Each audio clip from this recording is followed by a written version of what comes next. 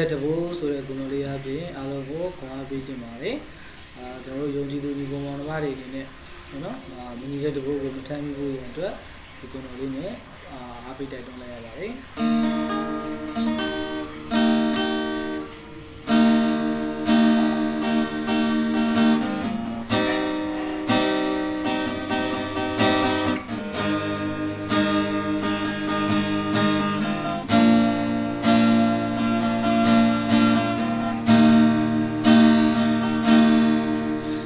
နေမင်းနဲ့ဝေးပြီးပေါ်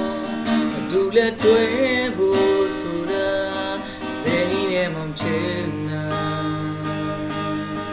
ယေရှုပြကြောင့်ပြောတော့မင်းမလမ်းကန်နာတကယ်တော့မင်းကိုချစ်ပါတယ်ယေရှုပြကိုလမ်းကန်တော့ဘယ်နည်းနဲ့မှမဖြစ်နိုင်ကူရောအစုံတမလာတော့ဘူးမေထတော်ဘာမို့နေငါနဲ့မင်းနေဒီကိုပေါင်းစီမရနိုင်နဲ့မညီတော့တဘူပါ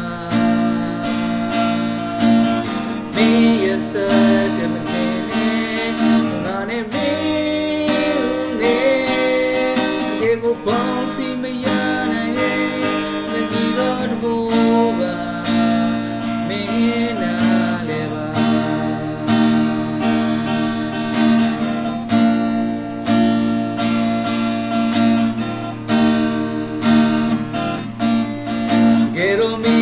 ချစ်ပါတယ်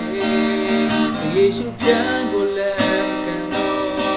ဘယ်နည်းနဲ့မှမဖြစ်နိုင်ဇလန်လေးပူတော့အစုံတမလာတော့ဘူးမင်းထွက်သွားပါမို့နဲ့ငါနဲ့မင်းနဲ့ဒီကိုပေါင်းစီမရနိုင်နဲ့မညီတော့